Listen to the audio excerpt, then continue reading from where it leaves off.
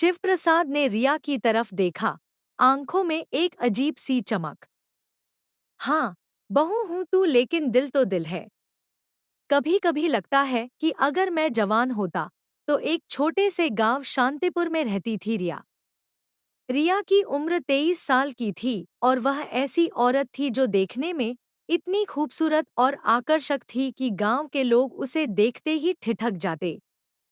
उसकी आंखें काजल से सजी, बड़ी बड़ी होंठ गुलाबी और इतने नरम कि मुस्कान में ही दिल डूब जाता। उसका बदन सुडौल था, कमर पतली, कूल्हे थोड़े गोल और भरावदार, जो चलते वक्त हल्की हल्की लहरें पैदा करते। साड़ी में वह जब निकलती तो लगता जैसे कोई अप्सरा धरती पर उतर आई हो, लेकिन घर के कामों में वह कभी कभी सलवार कमीज या कुर्ताब जामा पहन लेती, जो उसकी खूबसूरती को और निखार देता। गांव के कुछ थरकी किस्म के आदमी मन ही मन सोचते कि ऐसी बहू घर में आई तो जीवन कितना रंगीन और मजेदार हो जाता। रिया की शादी हो चुकी थी विकास से। विकास शहर में एक छोटी सी किराने की दुकान चलाता था और महीने में सिर्फ एक दो बार ही गांव आ पाता, क्योंकि काम का बोझ बहुत था। रिया का ससुर शिव प्रसाद था, जो विकास का सौतेला पिता था। शिवप्रसाद ने विकास की मां से दूसरी शादी की थी, जब विकास सिर्फ 6 से 7 साल का था। शिवप्रसाद की उम्र अब 55 के आसपास थी, लेकिन शरीर मजबूत और तंदुरुस्त था। दिन भर खेतों में मेहनत करता, शाम को घर लौटता। वह रिया से हमेशा बहुत प्यार और इज्जत से बात करता, लेकिन उसकी आवाज में कभी-कभी एक गहरी मिठास और नजरों में एक अजीब सी चमक आ जाती, जो रिया को थोड़ा हैरान कर देती। एक सुबह का नजारा। रिया रसोई में नाश्ता बना रही थी। उसने एक हल्की सी लाल साड़ी पहनी थी, जो उसके गोरे बदन पर चिपकी हुई लग रही थी। वह झुककर आटा गूंथ रही थी, जिससे उसकी कमर का गोरा हिस्सा थोड़ा सा दिख रहा था। शिवप्रसाद खेत से लौटा, पसीने से तरबतर, हाथ में पानी का घड़ा लिए। रसोई के दरवाजे पर रुककर बोला, बहू, सुबह सुबह इतनी मेहनत, थक तो नहीं गई बेटी? रिया ने मुस्कुराकर सिर उठाया, नहीं बाबूजी, आदत है। आप बैठिए, चाय बनाती हूँ। शिवप्रसाद की नजर रिया की कमर पर टिक गई। मन ही मन सोचा, कितनी नाजुक और कोमल है यह बहू। जैसे फूल की पंखुड़ी छूकर तो देखने का मन करता है। लेकिन बाहर से बोला, अरे मैं खुद बना लूंगा। तू इतनी नाजुक है, ज्यादा झुक मत, कहीं चोट न लग जाए। रिया को लगा बाबूजी कितने ख्याल रखते हैं। उसने चाय बनाकर लाई। कप देते वक्त शिवप्रसाद की उंगलियां रिया की उंगलियों से हल्के से छू गईं। रिया ने हाथ पीछे खींचा लेकिन हंस दी, बाबूजी, आज खेत में क्या किया इतनी सुबह? शिवप्रसाद चाय की चुस्की लेते हुए बोला, बस फसल को पानी दिया। तू जानती है ना, खेत में कितनी देखभाल चाहिए। अकेले तो सब मुश्किल लगता है। कभी लगता है कोई साथी हो तो काम आसान हो जाए। रिया ने सोचा बाबूजी अकेलेपन की बात कर रहे हैं। बोली, हाँ बाबूजी, विकास भी तो शहर में व्यस्त रहता है। मैं हूं ना, कोई छोटा मोटा काम हो तो बता दीजिएगा। शिवप्रसाद की आंखों में चमक आई। हाँ बहू, तू है तो घर में रौनक है। तेरी वजह से सब हल्का लगता है। दिन चढ़ा। रिया आंगन में झाड़ू लगा रही थी। बालों की चोटी ढीली हो गई थी, झुकते वक्त लटे चेहरे पर आ रही थी। शिवप्रसाद एक कोने में बैठा पुरानी डायरी देख रहा था, लेकिन नजर बार बार रिया पर जा रही थी। सोच रहा था, बहू में कितनी ताजगी है, जैसे नई बहार। रिया ने महसूस किया तो बोली, बाबूजी, क्या हुआ? कुछ बात है? शिवप्रसाद हंसकर बोला, नहीं बहू, बस तुझे देखकर पुरानी यादें ताजा हो गईं। तेरी सास भी ऐसी ही मेहनती थी, लेकिन तू तो उससे भी ज्यादा खूबसूरत और चमकदार है। रिया शर्मा गई, लेकिन अंदर से खुश भी हुई। सोची, ससुर बहू का रिश्ता ऐसा ही होता है, तारीफ और प्यार। दोपहर का खाना। रिया ने शिवप्रसाद के लिए स्पेशल आलू गोभी की सब्जी और गर्मागर्म रोटियां बनाईं। दोनों साथ बैठे खा रहे थे। शिवप्रसाद बोला, बहू, तेरे हाथ का खाना तो जादू है। खाते वक्त लगता है और कुछ चाहिए ही नहीं। बस यूं ही चलता रहे। रिया हंसकर बोली, बाबूजी आप इतनी तारीफ करते हैं। क्या कहूँ? शिवप्रसाद ने आंख मारी। तारीफ तो बनती है बहू। घर में हम दो ही तो हैं, एक दूसरे को खुश रखना पड़ता है। कभी लगता है विकास यहाँ होता तो मजा आता, लेकिन तू है तो सब संभल जाता है। रिया ने सोचा, बाबूजी कितने अकेले महसूस करते हैं, सौतेला होने के बावजूद विकास को कितना प्यार करते हैं। शाम ढली। रिया बगीचे में फूलों को पानी दे रही थी। शिवप्रसाद आया, हाथ में एक पुरानी तस्वीर। बोला, बहू देख, यह विकास की बचपन की फोटो है। मैंने उसे ऐसे पाला जैसे अपना बेटा। लेकिन कभी कभी लगता है वह मुझे दूर का मानता है। रिया ने देखा और मुस्कुराई। बाबूजी, आप उनको कितना प्यार करते हैं। विकास भी आपको बहुत मानते हैं, बस कह नहीं पाते। शिवप्रसाद ने रिया के कंधे पर हाथ रखा, जैसे पिता की तरह, लेकिन स्पर्श थोड़ा ज्यादा देर तक रहा। बोला, तू आई है तो घर पूरा हो गया। तेरी मुस्कान से सब चमक जाता है। रिया का दिल थोड़ा तेज धड़का, लेकिन बोली, बाबूजी आप भी घर की शान हैं। रात हुई। रिया कमरे में लेटी थी। नींद नहीं आ रही।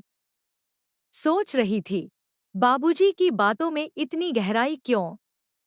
तभी दरवाजे पर दस्तक।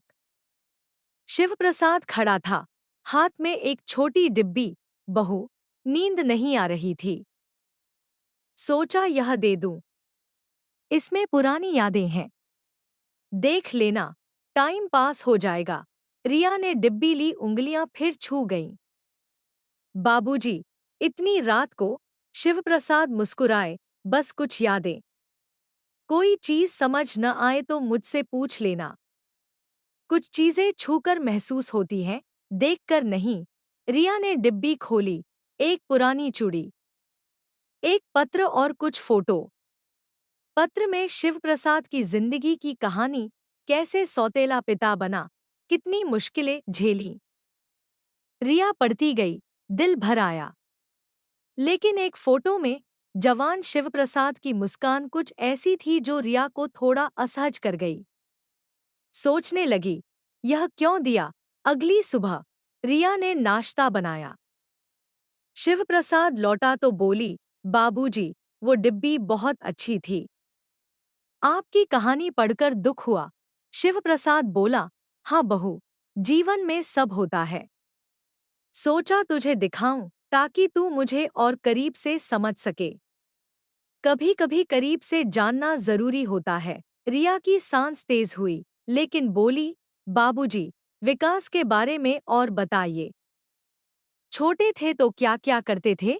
शिवप्रसाद बैठ गया, यादों में खो गया। स्कूल भेजता, खेल सिखाता। सौतेला था लेकिन दिल से अपना। बीमार पड़ता तो रात भर जागता। तू आई है तो लगता है बेटी मिल गई। रिया बोली, बाबूजी आप बहुत मजबूत हैं। मैं हूं ना, अब आपका ख्याल रखूंगी। शिवप्रसाद की आंखें चमकीं। हाँ बहू, तेरी देखभाल से सब ठीक लगता है। दिन बीतते गए, धीरे धीरे बातें बढ़ी। एक दिन रिया अलमारी साफ कर रही थी। ऊपर चढ़ी, पैर फिसला। शिवप्रसाद ने नीचे से कमर थामकर पकड़ा। रिया का दिल जोर से धड़का। शिवप्रसाद का हाथ गर्म था। शुक्रिया बाबूजी, गिर जाती। शिवप्रसाद ने धीरे हाथ हटाया। सावधान रहना बहू, तेरा बदन इतना मुलायम है, चोट लग जाती तो दर्द होता। दोनों ने मिलकर अलमारी साफ की। शिवप्रसाद बार बार करीब आता, कंधा छूता, हाथ लगाता। रिया सोचती, सामान्य है। एक शाम रिया ने शिवप्रसाद के लिए खीर बनाई। खाते हुए बोला, बहू, इतनी मीठी कि जी चाहे और लूं। जीवन में मिठास तेरी तरह होनी चाहिए। रिया हंसी। बाबूजी, ज्यादा मीठा अच्छा नहीं। शिवप्रसाद गंभीर होकर, मीठा जरूरी है वरना जीवन फीका। तू है तो सब मीठा लगता है। बगीचे में रिया किताब पढ़ रही थी जो शिवप्रसाद ने दी थी। पुरानी लोक कथाएं, रिश्तों की गहराई वाली। शिवप्रसाद आया, हाथ में उपहार। यह तेरे लिए। खोला, एक सुंदर कंगन। बाबूजी, इतना सुंदर क्यों? तेरे नाजुक हाथों पर चमकेगा। शिवप्रसाद ने पहनाने में मदद की। हाथ छुआ, स्पर्श लंबा रहा। रिया असहज हुई लेकिन सोची, प्यार से दे रहे हैं अजय। मतलब विकास को पता चला तो वह खुश होगा कि मैं बहू का ख्याल रख रहा हूं। रात को खाना खाते वक्त शिवप्रसाद बोला, तेरे हाथों में जादू है बहू। जी चाहे चाट लूं। रिया चुप। सोचती, बातें क्यों ऐसी। रात को आंगन में चांदनी। शिवप्रसाद बोला, बहू, जीवन में राज होते हैं। मैं सौतेला हूं, लेकिन दिल से नहीं। तू समझती है ना? रिया बोली, हाँ बाबूजी, तू इतनी अच्छी है कि कभी लगता है करीब आ जाऊं। रिया का दिल धड़का। बाबूजी, हमारा रिश्ता पवित्र है। शिवप्रसाद हंसे, हाँ, प्यार तो प्यार है। बेटी की तरह प्यार करता हूँ। आगे की कहानी। एक दिन शिवप्रसाद ने रिया को पुरानी डायरी दी। उसमें छिपी चाहतें।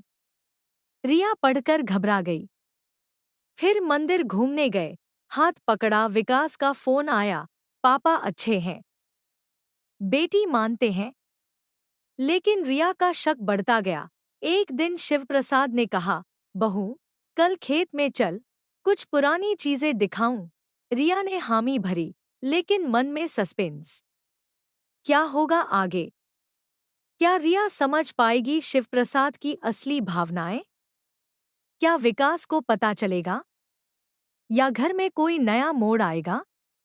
भाग एक में हमने देखा कि रिया और शिवप्रसाद के बीच का रिश्ता धीरे धीरे गहरा होता जा रहा था। स्पर्श, तारीफें, उपहार और बातों में छिपी गहराई।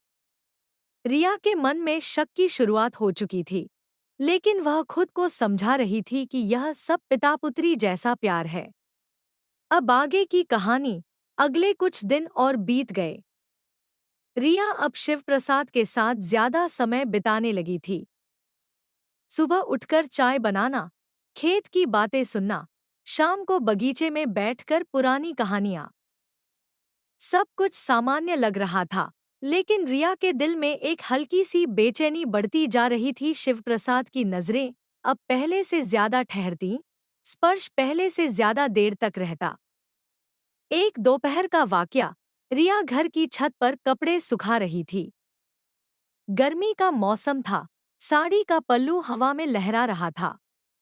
उसने नीचे से आवाज सुनी, शिवप्रसाद खेत से लौट आया था।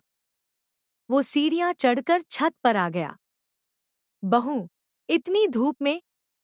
आजा नीचे, जल जाएगी तू। रिया मुस्कुराई, बाबूजी, बस थोड़ा काम बाकी है, आप नीचे जाइए।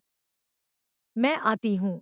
शिवप्रसाद पास आया, कपड़े पकड़ने में मदद करने लगा। एक कपड़ा हवा से उड़ने लगा तो दोनों ने साथ पकड़ा, हाथ आपस में छू गए। और इस बार शिवप्रसाद ने हाथ नहीं छोड़ा। रिया की सांस रुक सी गई। बाबूजी, शिवप्रसाद धीरे से बोला, बहू, तेरी आंखों में डर क्यों? मैं तो बस तेरी देखभाल कर रहा हूँ। तू अकेली है यहाँ, मैं हूं ना। रिया ने हाथ छुड़ाया और नीचे उतर आई, मन में हजार सवाल। क्या यह सामान्य है या कुछ और? शाम का समय। रिया ने शिवप्रसाद के लिए उनका पसंदीदा आलू पराठा बनाया। खाते खाते शिवप्रसाद बोला, बहू, तेरे हाथों में वो जादू है जो शहर की किसी औरत में नहीं। विकास भाग्यशाली है, लेकिन वह कभी समझता नहीं कितनी कीमती है तू। रिया चुप रही। फिर बोली, बाबूजी, विकास फोन पर कहते हैं कि अगले हफ्ते आएंगे। शिवप्रसाद की मुस्कान थोड़ी फीकी पड़ गई। अच्छा, अच्छा है। लेकिन तू तो रहेगी ना हमेशा? रिया हंसकर बोली। हाँ बाबूजी, मैं तो यही हूँ। उस रात रिया को फिर नींद नहीं आई। वह सोच रही थी, शिवप्रसाद की बातों में प्यार है, लेकिन किस तरह का? बेटी वाला या कुछ और? अगला दिन, खेत की सैर। शिवप्रसाद ने कहा था ना कि खेत में कुछ पुरानी चीजें दिखाएगा। सुबह सुबह दोनों निकल पड़े। रिया ने सलवार कमीज पहनी। सादगी से खेत हरा भरा था, हवा में मिट्टी की खुशबू। शिवप्रसाद रिया को पुरानी कुएं के पास ले गया। देख बहू, यहाँ मैंने विकास को पहली बार नहलाया था। छोटा सा था, डरता था पानी से। रिया मुस्कुराई। शिवप्रसाद ने रिया का हाथ पकड़ा। आ, यहाँ बैठ। दोनों घास पर बैठे। शिवप्रसाद बोला, बहू, जीवन में कभी कभी इंसान को वो मिल जाता है जो उसने कभी सोचा भी नहीं। जैसे तूने घर को रोशन कर दिया। रिया का दिल तेज धड़का।